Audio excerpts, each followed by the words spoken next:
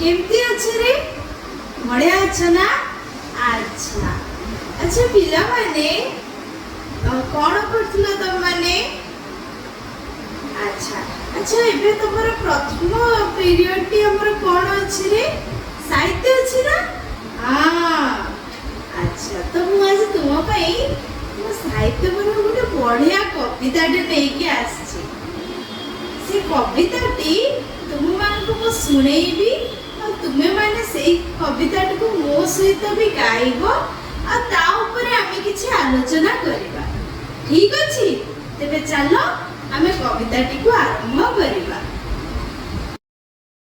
पिला माने आज आमे तुम चतुर्थ श्रेणी साहित्य बहिर टिकी टिकी पद्यटी को पढ़िबा। तो पिला माने तुम जानिच ए टिकी टिकी पद्यटी को किए लिखचंती? हाँ ठीक कहिच ए टिकी टिकी पद्यटी को बा ए टिकी टिकी कविताटी को पंडित गोदावरी मिश्र लिखिचंती। यांको तुमे आगुरु भी देखिचो? हाँ तो आज तमे यांको विषय कौन जानिच कहलो पिला माने? हाँ गोदावरी मिश्र विभिन्न गोटे साहित्यिक जने साहित्यिक थिले ना।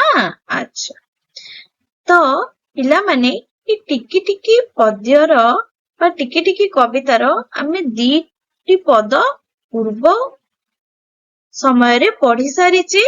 तो आज आमे से टिकी टिकी कवितार तृतीय पदटी को पढ़िबा ठीक अछि। टिकी टिकी कार्जे सुगति जेबे देखाई पारो। हाँ पढ़ तम माने भी टिकी टिकी कार्जे सुगति जेबे देखाई पारो तेबे सिना मते पिलाए जन्म करिबा सार। कौन कहली पिला माने तेबे सिना मते पिलाए जन्म करिबा सार। तो पुणी थरे आमे पढ़िबा कौन कह लिखा है टिकी टिकी कार्जे सुगति जेबे देखाई पारो तेबे सिना मते पिलाए जन्म करिबा सार। वर्तमान पिला माने तुमे माने मो सहित पढ़लो टिकी टिकी कार्जे सुगति जेबे देखाई पारो।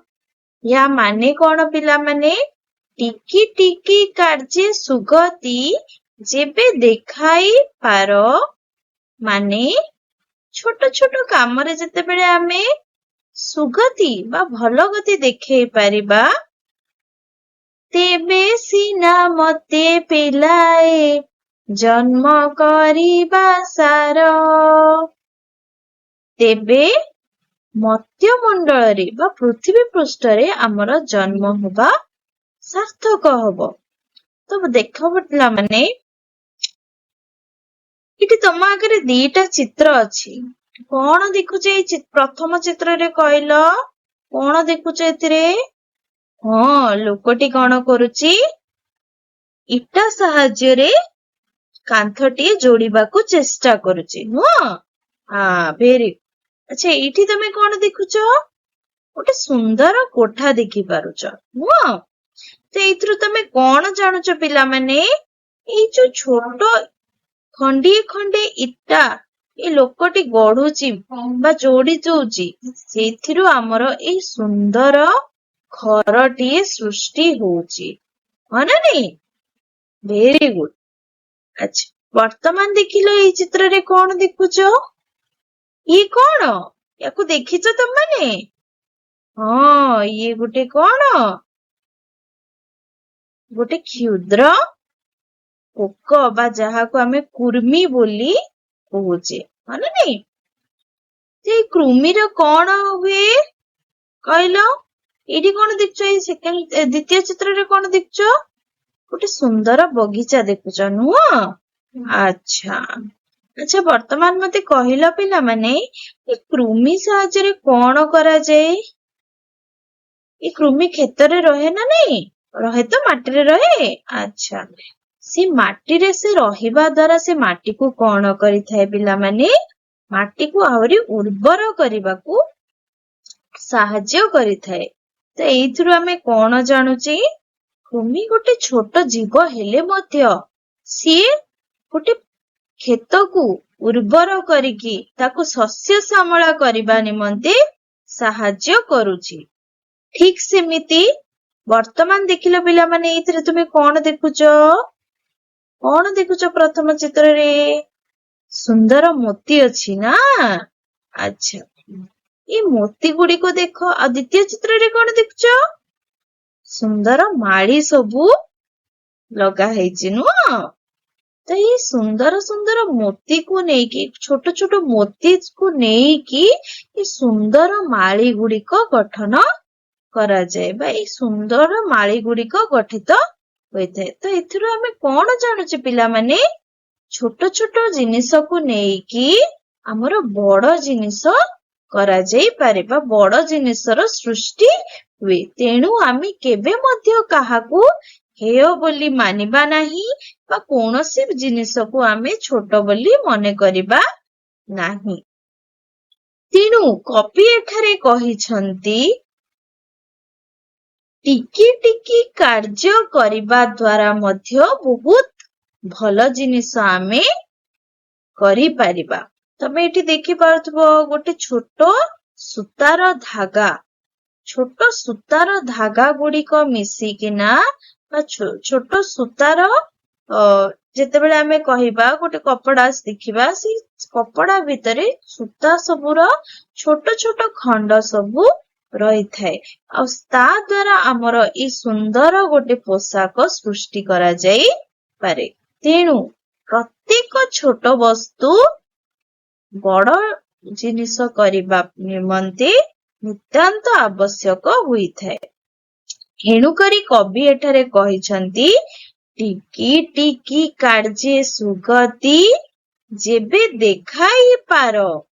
ମାନେ ଛୋଟ ଛୋଟ କାମ ଦ୍ୱାରା ଯେତେବେଳେ ଆମେ ସୁଗତି ବା ଭଲ ଗତି ଦେଖାଇ ପାରିବା, ତେବେ ସିନା ମତେ ପିଲାଏ ଜନ୍ମ କରିବା ସାର। ମାନେ ତେବେ ଯାଇକି ଏ ମର୍ତ୍ତ୍ୟମଣ୍ଡଳରେ ବା ଏ ପୃଥିବୀ ପୃଷ୍ଠରେ ଆମର ଜନ୍ମ ହବା ସାର୍ଥକ ହବ।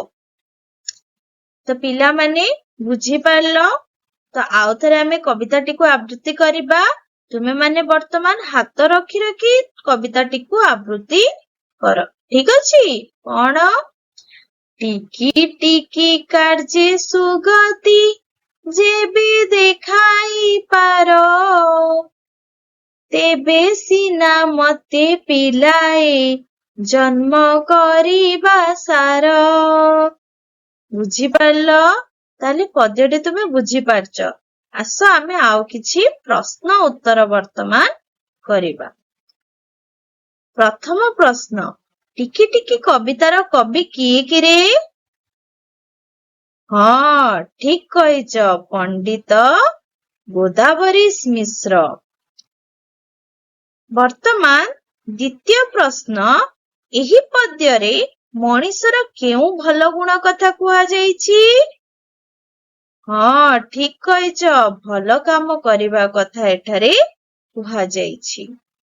ତୃତୀୟ ପ୍ରଶ୍ନ, ସୁଗତି ଶବ୍ଦର ଅର୍ଥ କଣ ପିଲାମାନେ? ହଁ, ଭେରି ଗୁଡ୍। ସୁଗତି ଶବ୍ଦର ଅର୍ଥ ହେଲା ଭଲ କାମ।